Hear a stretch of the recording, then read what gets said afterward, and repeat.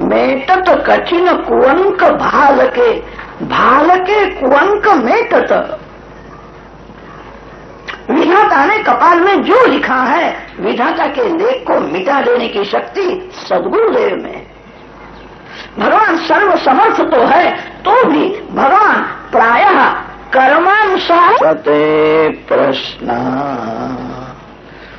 कृतो लोकहितं नृप आत्मवित् सम्मतः पुंसाम् श्रोतव्यादिषु यः परः।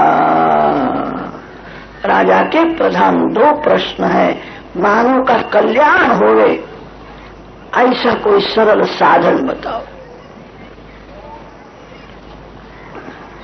जिसका मरण समीप में है उसको क्या नहीं करना चाहिए, क्या करना चाहिए वो समझाओ। ये मुख्य दो प्रश्न हैं। सुखदेव जी महाराज प्रसन्न हुए हैं। राजा ने ऐसा प्रश्न नहीं किया मेरा कल्याण हो, ऐसा उपदेश कर, मानव का कल्याण हो। तुमने बहुत सुंदर प्रश्न किया है। मानव जीवन में अंतिम परीक्षा मरण है। जिसका मरण मंगलमय हुआ समझना उसका जीवन मंगलमय था। महापाप से मरण बिगड़ता है। भगवान बड़े दयालु है। मानव साधारण पाप करता है, भगवान क्षमा कर देते हैं, सुधरेगा सुधरेगा। मानव जीवन में ऐसे महान पाप करता है जिसकी क्षमा करने की भगवान को भी इच्छा नहीं होती है। भगवान बड़े दयालु है। भगवान को ऐसा लगता है ये पाप क्षमा करने जैसा नहीं है। महापाप से ही मरण बिगड़ता है। अंत काल में जीवात्मा को पाप दिखता है। अब मेरे को सजा होने वाली है, बहुत मार पड़ने वाला है, जीव घबराता है। अंत काल में जो भय लगता है वो पाप का भय होता है। अंत काल में पुण्य याद नहीं आता है, पाप ही याद आता है। जीवन में मानव पुण्य भी बहुत करता है, भक्ति करता है, अंत काल में पाप का ही स्मरण होता है। इसका कारण बताया है। मानव पाप एकाग्र चित्त से करता है, बहुत सावधान होकर के पाप करता है। मैं पाप करता हूं कोई जाने नहीं। एकाग्र चित्त से किया हुआ पाप ही याद आता है। मानव पुण्य करता है तब गाफिल रहता है, अभिमान में रहता है। मृत्यु की शैया में किसी को याद आ जावे। मैं एक बार बद्रीनारायण का दर्शन करने के लिए गया था। मैंने नारायण भगवान की चरण पादुका की पूजा की है। मृत्यु की शैया में इतना याद आ जावे तो भी मरण मंगलमय हो। अंत काल में जीव पुण्य को भूल जाता है, उसको पाप याद आता है। पाप सावधान होकर के करता है और पुण्य व्यग्र चित्त से करता है। पुण्य करता है तब जीव अभिमान में रहता है, मैं दान देता हूं, मैं यज्ञ कर रहा हूं।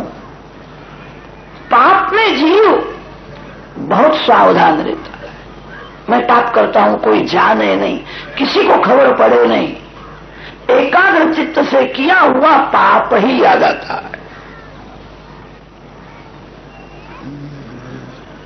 पाप से ही मरण बिगड़ता है। थोड़ा विचार करो, मरण किसका होता है? जिसका जन्म है उसका मरण होता है। आत्मा का जन्म नहीं होता और आत्मा का मरण भी नहीं होता। जन्म और मरण शरीर के धर्म है।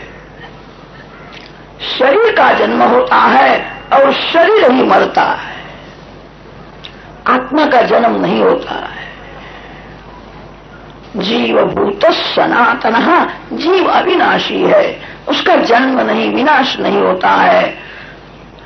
शरीर तो क्षण क्षण में मरता है।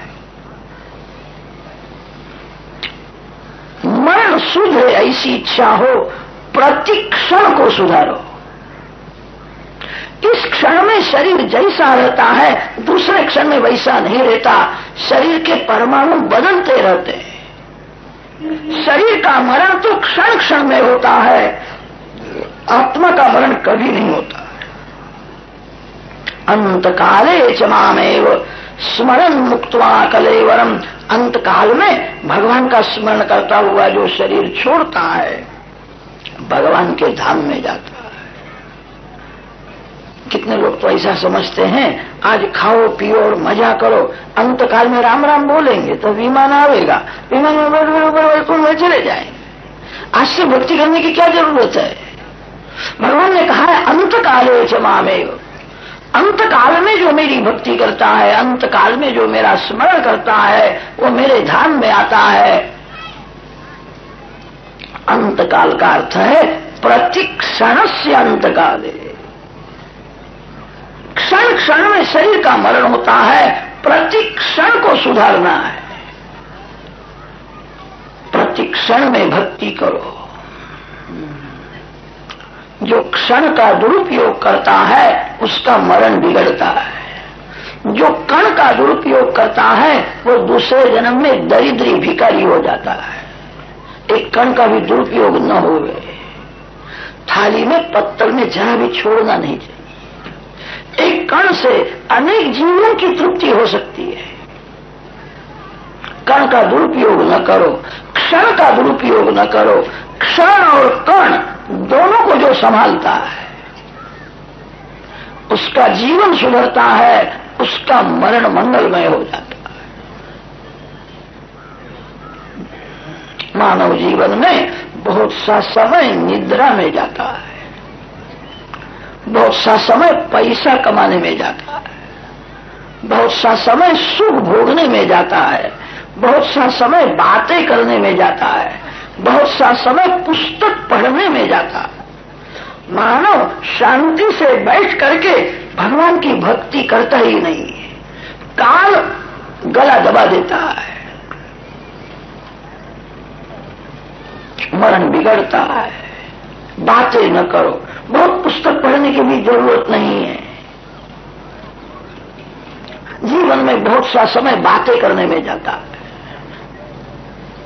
एक रसोईया था, वो थोड़ी रसोई बना करके किसी को मिलने के लिए गया, वो बातें करने लगा, घंटा डेढ़ घंटा वहां बैठा, फिर आकर के देखता है अर्धी रसोई सब जल गई थी।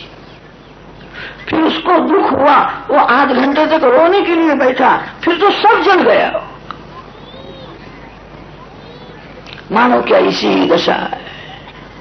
बहुत समय बातें करता है, साधन नहीं करता है, शांति से बैठ करके ध्यान जप नहीं करता है, पुस्तक पढ़ता ही रहता है। बहुत पुस्तक पढ़ने से शब्द ज्ञान बढ़ता है, जिसका शब्द ज्ञान बढ़ जाता है वो बातें करता है। बहुत पढ़ने की जरूरत नहीं है। सावधान होकर के साधन करो। काल सभी को सावधान करता है, मैं अब आने वाला हूं, मेरा समय हुआ है। काल सभी को पत्र लिखता है, मानव काल का पत्र पढ़ता ही नहीं। ऐसा संसार में फंसा हुआ रहता है। लोग कहते हैं अचानक मरण हो गया, अचानक मरण किसी का नहीं होता। काल सभी को सावधान करता है, मैं आने वाला हूं, मैं आने वाला हूं। जीव समझता नहीं, ये दांत गिरने लगे कि समझना चाहिए मरण समीप में है। कलयुग के लोग तो बड़े बुद्धिमान हैं, दांत गिर जाते हैं तो नकली दांत बना करके मुख में रखते हैं। खाने में थोड़ी मजा आती है। अब मरण समीप में आया है, खाने से तृप्ति होती है कि जीव को समझाने से तृप्ति होती है। बहुत खाया है, कितने लोग याद रखते हैं 10-15 दिवस हो गए पकौड़े खाए नहीं, आज बनाओ। ऐसे संतृप्ति नहीं होती है, जीव को मन को समझाने से तृप्ति। बहुत खाया है, भोजन बहुत किया, भजन नहीं किया। दांत गिर जावे तो समझना चाहिए अब दूध भात खाकर के भक्ति करने का समय आया है। अब बहुत सादा भोजन एक बार लेना। आज तक मैंने बहुत खाया है। काल सभी को सावधान करता है। आकाश में जिसको अरुंधति का तारा नहीं दिखता, वो समझे 1 वर्ष में ही मरण हो। भारत देश ऋषि मुनियों का देश है। हम सभी ऋषियों के बालक हैं। 7 ऋषि आज भी है। बहुत से लोगों को गोत्र की भी खबर नहीं होती है। एक भाई को पूछा था, तुम्हारा गोत्र क्या है? उसने कहा, महाराज मैं नहीं जानता, मैं परदेश में रहता हूं, परदेश का सब इतिहास जानता हूं, अपना गोत्र नहीं जानता। आपका जन्म किसी ऋषि के वंश में हुआ है। आप सभी ऋषियों के बालक हो। भारत देश ऋषियों का देश है। कितने लोग ऐसा समझते हैं जो ब्राह्मण है वही ऋषि का बालक है। ऐसा नहीं है। जिसका जन्म भारत में हुआ है। भारत देश ऋषि मुनियों का देश है। भारत देश सुखी होवे इसलिए आज भी ऋषि तपश्चर्या करते हैं। 7 ऋषि सभी के पूर्वज है। विश्वामित्र, जमदग्नि, भरद्वाज, अत्रि, वशिष्ठ, कश्यप और गौतम। 7 ऋषियों का रोज स्मरण करना चाहिए। हम ऋषि के बालक है। ऋषियों के पीछे पीछे चलना है। ऋषियों का जीवन कैसा था?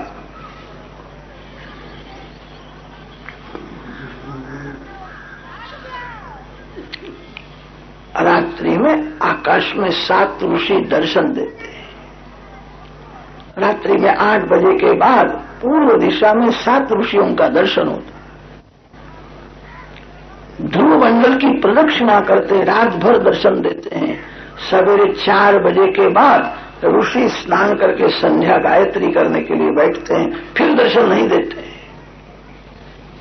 7 ऋषियों का रोज दर्शन होता है। ये 7 ऋषियों का लग्न हुआ है। ऋषियों के साथ बैठने का अधिकार एक ही स्त्री को मिला है। वशिष्ठ ऋषि की धर्मपत्नी जो अरुंधति है, ऋषियों के साथ में वो बैठ सकती है। पुराणों में अरुंधति की कथा बहुत आती है।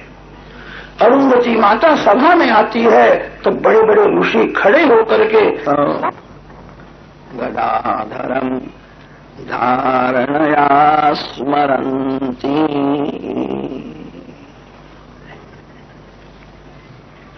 मन को शुद्ध करो, फिर चतुर्भुज नारायण का ध्यान करो। ध्यान में जैसी तन्मयता होती है वैसा आनंद बढ़ने लगता है। ध्यान में जगत को जीव भूल जाता है तब भगवान का आनंद मिलता है। ध्यान में अतिशय तन्मयता होती है तब मैं ध्यन करता हूं यह भी भूल जाता है। मैं ध्यान करता हूं यह भी जब भूल जाता है तब ध्यान करने वाला ध्येय में मिल जाता है। आरंभ में ध्याता, ध्यान और ध्येय ऐसी त्रिपुटी होती है।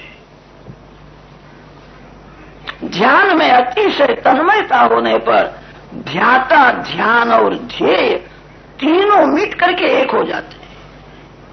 प्रमाता, प्रमाण और प्रमेय, साधक, साधन और साध्य, ज्ञाता, ज्ञान और ज्ञेय, प्रेमी, प्रेम और प्रियतम, दृष्टा, दर्शन और दृश्य। आरंभ में 3 होते हैं, भक्ति, भक्त और भगवान। भक्ति जब बहुत बढ़ जाती है तब भक्त भगवान से अलग नहीं रह सकता। साधारण भक्ति में भक्त और भगवान ऐसा भेदभाव होता है। अतिशय भक्ति जब बढ़ जाती है तब भक्त और भगवान दोनों एक हो जाते हैं। इसी को अद्वैत कहते हैं। जीव परमात्मा के साथ एक रूप होता है। जीव बिंदु है, परमात्मा सिंधु है।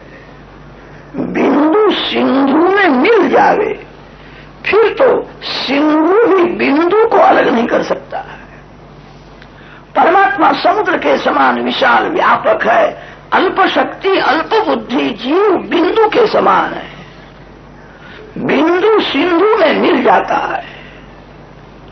जो बिंदु सिंधु में मिल गया है उसको सिंधु भी अलग नहीं कर सकता है।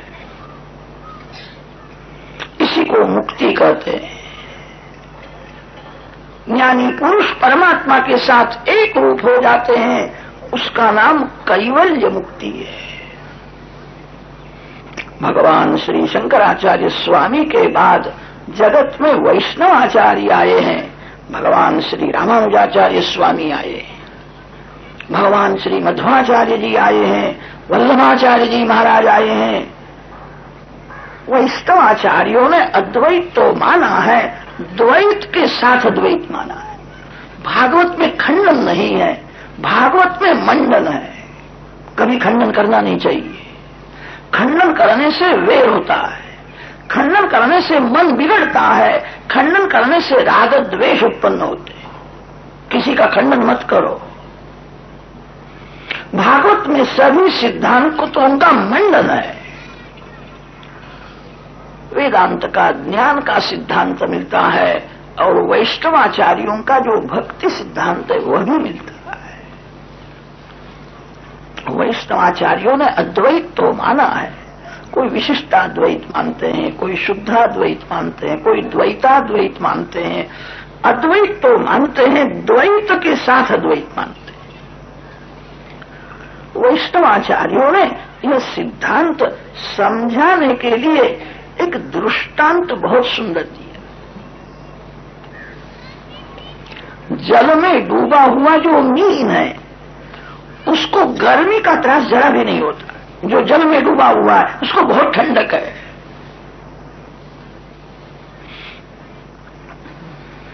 ज्ञानी पुरुष ब्रह्म रूप में मिल जाते हैं, उनको कोई दुख रहता नहीं है।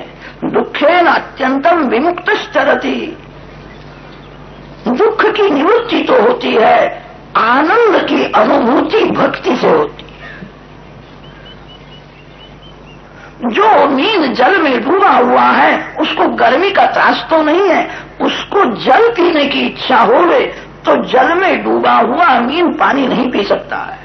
वो जल में से बाहर आता है, बाहर आने के बाद अंदर जाता है तो पानी पीता है। ब्रह्म रस का अनुभव भक्ति से होता है। परमात्मा रस स्वरूप है। ज्ञानी पुरुष रसमय ब्रह्म स्वरूप में डूब जाते हैं। अच्छा है, जो मीन जल में डूबा हुआ है उसको जरा भी गर्मी नहीं है, दुख ही गर्मी है। जो ब्रह्म रस में डूब गया है उसके लिए दुख रहता नहीं है। दुख तो नहीं है, आनंद की अति मधुर रस भगवान का स्वरूप है। जल में डूबा हुआ मीन पानी नहीं पी सकता है। ब्रह्म रस में जो डूब गए हैं वे ब्रह्म का रसात्मक जो दिव्य स्वरूप है उसका अनुभव कैसा करे। मीन जल में से बाहर आता है, अब अंदर जाता है तो पानी पीता है। वैष्णवाचार्यों ने वर्णन किया है, अद्वैतम सुखबोधाय द्वैतम भजन है तवे। तत्व दृष्टि से, ज्ञान दृष्टि से अद्वैत श्रेष्ठ होने पर भी अद्वैत में दुख की निवृत्ति है, आनंद की अनुभूति भक्ति के साथ ही होती है। भगवान की आह्लादिका शक्ति ही श्री राधा जी है, भगवान की आह्लादिका शक्ति ही श्री सीता जी है। ब्रह्म जब शक्ति विशिष्ट होता है, शक्ति विशिष्ट ब्रह्म की जो भक्ति करता है उसी को ब्रह्म रस का अनुभव होता है। ब्रह्म रसमय है। ज्ञानी पुरुष ब्रह्म रस में डूब जाते हैं। अच्छा है, ब्रह्म रस का अनुभव भक्ति से होता है।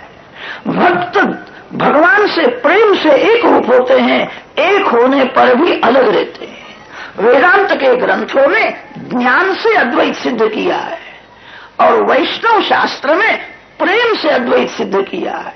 भक्त और भगवान दोनों अंदर से एक होते हैं, एक होने पर भी अलग रहते हैं।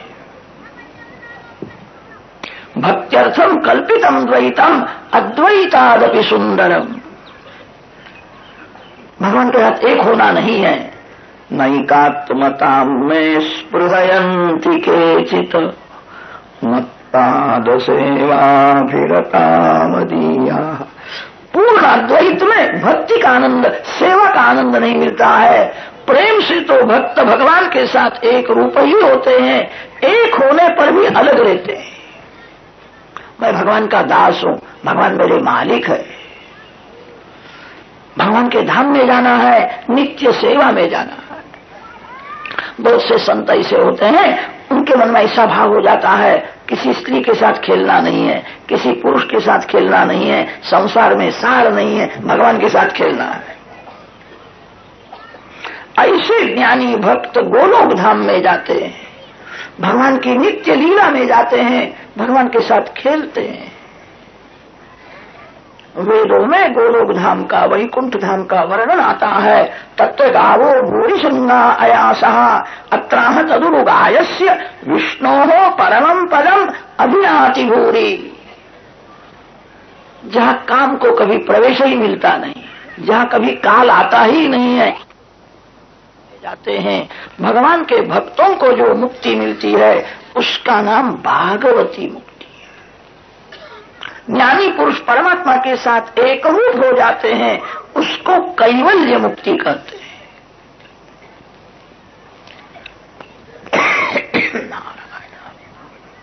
दक्षिण भारत में महान संत श्री एकनाथ महाराज हुए। एकनाथ महाराज जवानी में भागवत की कथा करते थे। वृद्धावस्था में उनको सीताराम जी की आज्ञा हुई, मेरी कथा कर, मेरी कथा कर। वृद्धावस्था में रामायण की कथा करने लगे। महाराज के चरित्र में ऐसा लिखा है, एकनाथ महाराज ने हनुमान जी को 108 बार रामायण सुनाया है।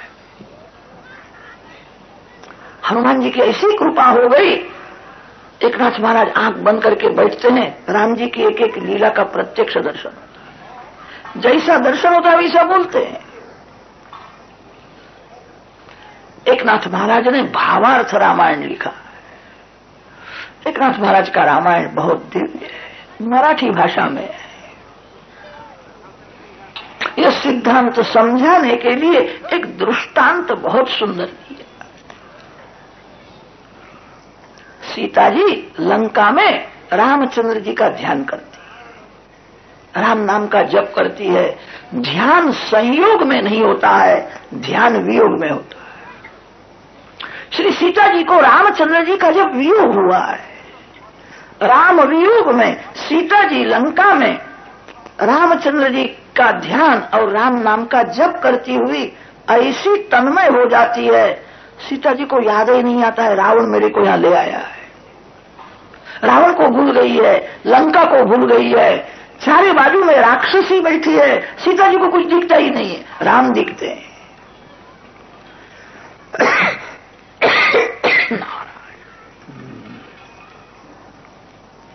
माता जी को राम दर्शन का आनंद मिला है, इसलिए उस वन का नाम हुआ है अशोक वन। सीता माता जहां विराजती है वहां दुख शोक नहीं हो सकता है। जहां शोक नहीं है, दुख नहीं है, माता जी को राम दर्शन का आनंद मिला है, इसीलिए उसका नाम अशोक वन हुआ है। सीता जी लंका में विराजती है, तब सीता जी की सेवा में त्रिजटा नाम की एक राक्षसी रहती थी। जानती थी भगवान की शक्ति है। रामायण में वर्णन आता है, दूसरी राक्षसियां माता जी को त्रास देती थी। सीता माता किसी को देखती ही नहीं। सीता जी भूल गई है मैं लंका में हूं, रावण को भूल गई है, राक्षसियों को भूल गई है। राम जी का ध्यान स्मरण में ऐसी तन्मयता होती है, राम दर्शन होता है। एक बार ऐसा हुआ, सीता जी ध्यान में अतिशय तन्मय हो गई।